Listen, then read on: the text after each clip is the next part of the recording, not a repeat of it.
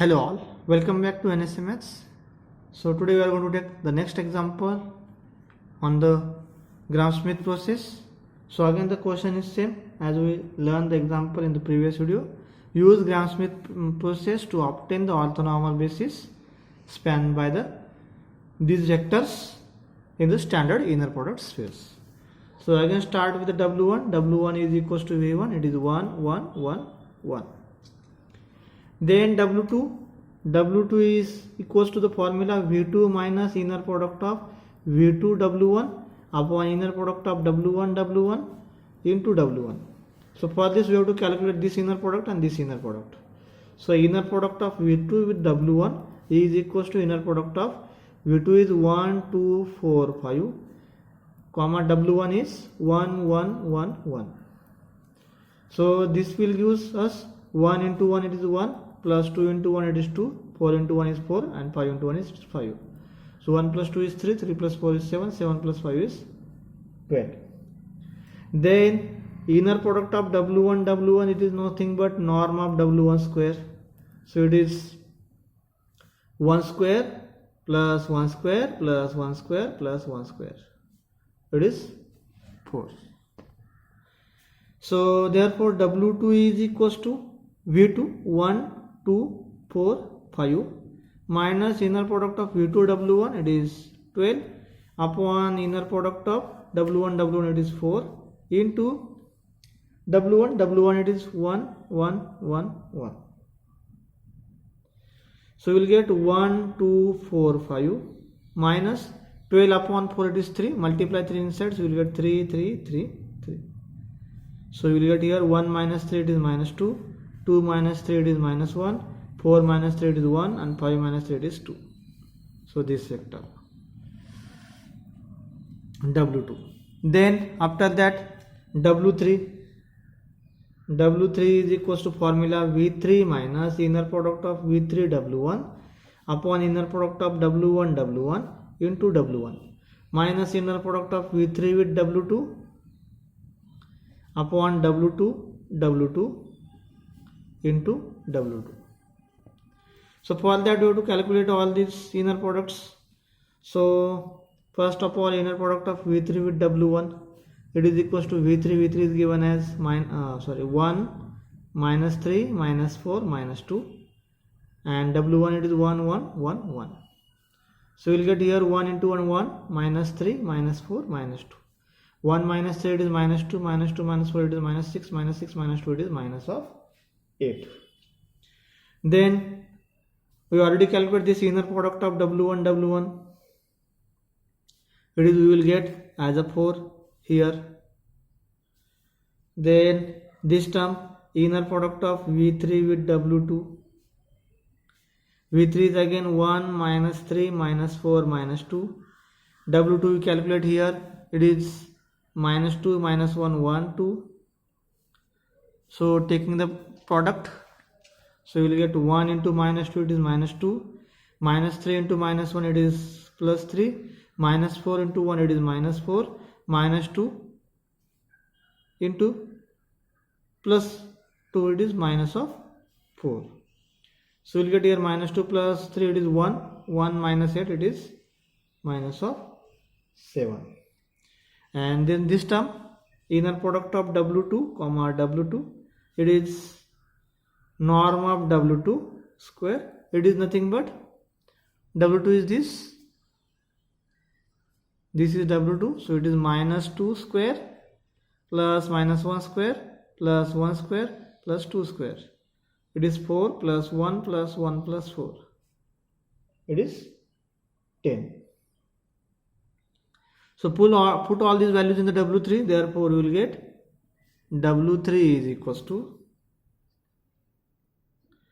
V3 is 1 minus 3 minus 4 minus 2 minus inner product of V3 W1. Inner product of V3 W1 is minus of 8 upon inner product of W1 W1 it is 4 into W1 it is 1 1 1 1 minus V3 W2. Inner product of V3 W2 it is minus 7 upon inner product of W2 it is 10 into W2. W2 is given as minus 2, minus 1, 1, 2.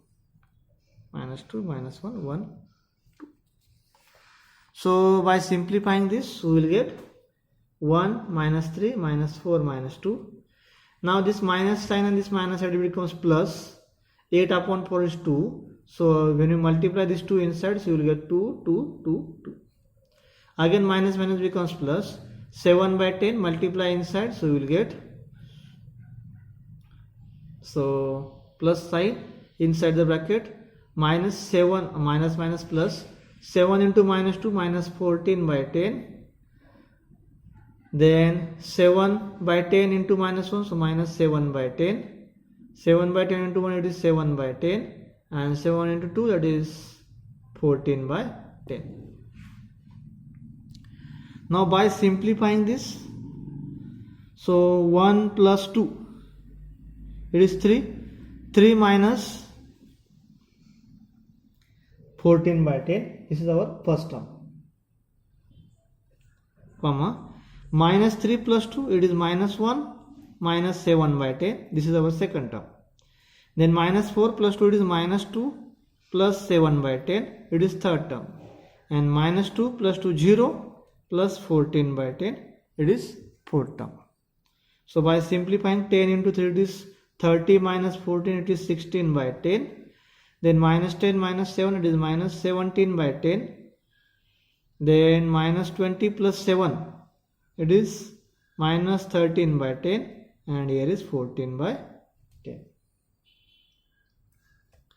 Now by clearing fractions, we will get here 16 minus 17 minus 13, 14. So this is W3. W3 is equals to 16 minus 17 minus 13, 14. Okay. Now we calculate norm of W3 is equals to under root of 16 square, it is 256. Or I am just writing 16 square plus minus 17 square minus 13 square plus 14 square. After solving this, we will get under root of 910. Okay. Now norm of W3 is under root of 910. Norm of W2 it is already calculated. We calculated this. See here. Norm of W2 square, it is 10. So norm of W2 is under root of 10. Under root of 10. And norm of W1, it is, we calculated norm of W1 square, it is 4. So norm of W1, it is 2. So we will get here W1, W2, W3. W1, W2, W3 forms orthogonal basis. Orthogonal basis for the given inner product space. And we require orthonormal basis. For that, W1 cap. W1 cap is equals to W1 upon inner product of W1. So W1 it is 1, 1, 1, 1 upon inner product of W1 it is 2. So we will get 1 by 2, 1 by 2, 1 by 2, 1 by 2. Or we can also write it as 1 by 2 into 1, 1, 1, 1. Then W2 cap, it is W2 upon norm of W2. W2 is given as minus 2, minus 1, 1, 2 upon norm of W2, it is here root of 10. And W3 cap is equals to W3 upon norm of W3. W3 we calculated.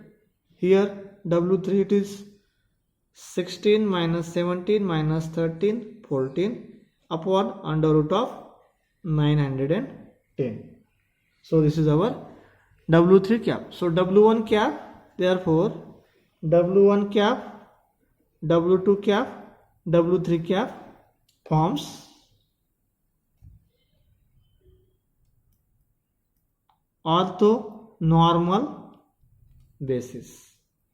W1 cap, W2 cap and W3 cap forms an orthonormal basis for given inner product space. So these are the examples on the inner product space, Gram-Schmidt orthogonalization process.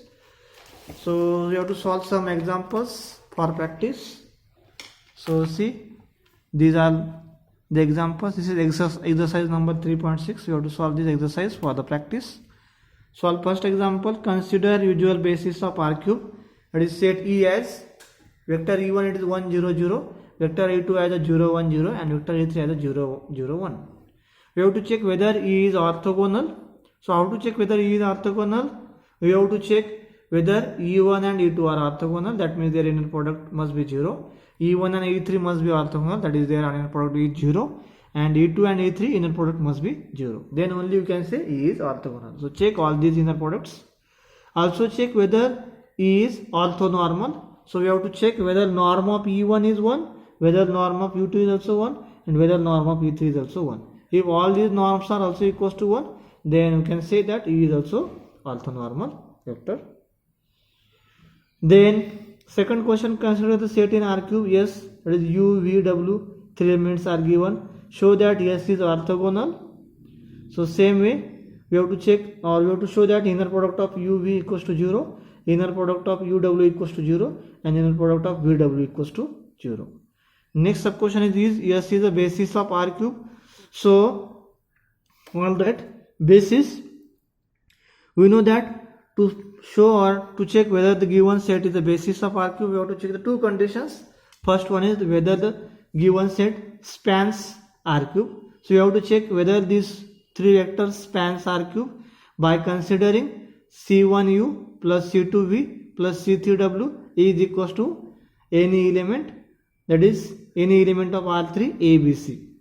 And by using that, solve this. If C1, C2, C3 has a solution, then we say that this vectors spans R cube. And second condition, we have to check whether these sets are linearly independent. So that is already satisfied. See, we are already going to show that S is an orthogonal set. And if S is an orthogonal set, we see a note in the previous video that if it is S is an orthogonal set, then its vectors are linearly independent. So this second condition is already get satisfied. So solve this way.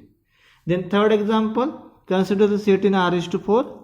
Show that S is orthogonal and S is the basis of R⁴. Same procedure like question number 2. And question number 4, use Gram-Schmidt process to obtain an orthonormal basis spanned by the following vectors in the standard inner product space.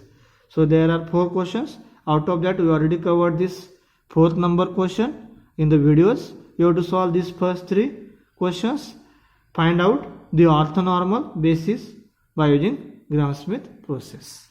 So if you have any doubt in these topics, you can comment me, or you can also ask me on WhatsApp personally.